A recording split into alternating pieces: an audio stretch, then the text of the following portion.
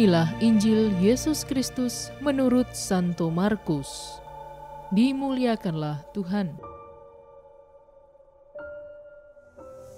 Raja Herodes juga mendengar tentang Yesus sebab namanya sudah terkenal dan orang mengatakan, Yohanes Pembaptis sudah bangkit dari antara orang mati.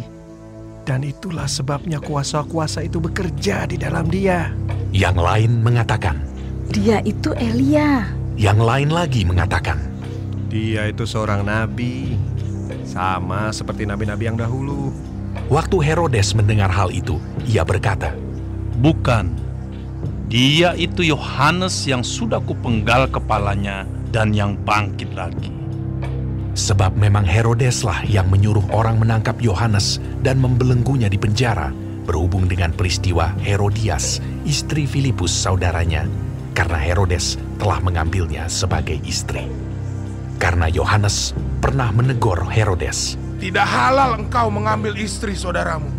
Karena itu Herodias menaruh dendam pada Yohanes dan bermaksud untuk membunuh dia, tetapi tidak dapat, sebab Herodes segan akan Yohanes, karena ia tahu bahwa Yohanes adalah orang yang benar dan suci, jadi ia melindunginya.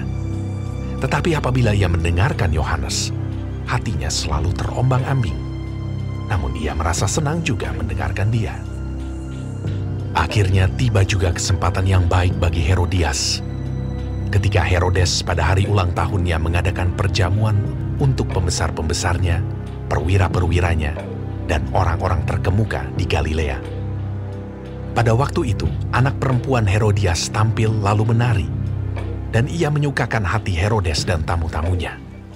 Raja berkata kepada gadis itu, Minta daripadaku apa saja yang kau ingini, maka akan kuberikan kepadamu. Lalu bersumpah kepadanya, Apa saja yang kau minta akan kuberikan kepadamu, sekalipun setengah dari kerajaanku. Anak itu pergi dan menanyakan ibunya. Apa yang harus kuminta? Jawabnya, Kepala Yohanes Pembaptis. maka cepat-cepat ia pergi kepada raja dan meminta. Aku mau supaya sekarang juga engkau berikan kepadaku kepala Yohanes Pembaptis di sebuah talam. Lalu sangat sedihlah hati raja, tetapi karena sumpahnya dan karena tamu-tamunya, ia tidak mau menolaknya. Raja segera menyuruh seorang pengawal dengan perintah supaya mengambil kepala Yohanes. Orang itu pergi dan memenggal kepala Yohanes di penjara. Ia membawa kepala itu di sebuah talam dan memberikannya kepada gadis itu, dan gadis itu memberikannya pula kepada ibunya. Ketika murid-murid Yohanes mendengar hal itu, mereka datang dan mengambil mayatnya, lalu membaringkannya dalam kuburan.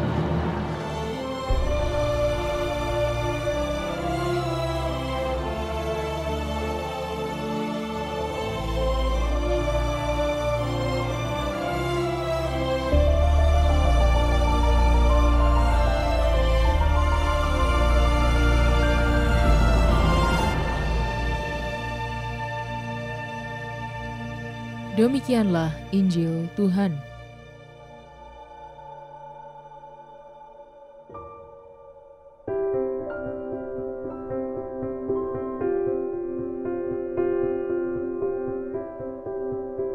Membela kebenaran. Renungan oleh Romo Tinto Tiopano Hasugian, Okar. Sahabat Cafe Rohani, ada sebuah ungkapan. Katakanlah kebenaran meskipun pahit kedengarannya. Ungkapan ini sungguh nyata dalam kisah Injil yang disabdakan kepada kita hari ini. Yohanes Pembaptis menegur Herodes dengan mengatakan, "Tidak benar kamu mengambil istri saudaramu," yang merupakan kata-kata seruan kenabian yang mengandung kebenaran. Ia harus menerima kenyataan yang sangat getir dan pedih, mati dengan kepala terpenggal. Raja Herodes terjerat oleh janji untuk menyenangkan seorang perempuan, sehingga mempertaruhkan harga diri dan gengsinya di hadapan banyak tamu undangan di pesta ulang tahunnya. Rasa dendam dan sakit hati sangat menguasai Herodias, dan ia mempengaruhi Herodes. Mereka tidak siap menerima kebenaran dan ingin hidup sesuai dengan nafsu keinginannya. Hal ini membuat Herodias gelap mata. Disinilah dimulainya kejahatan dan matinya hati nurani.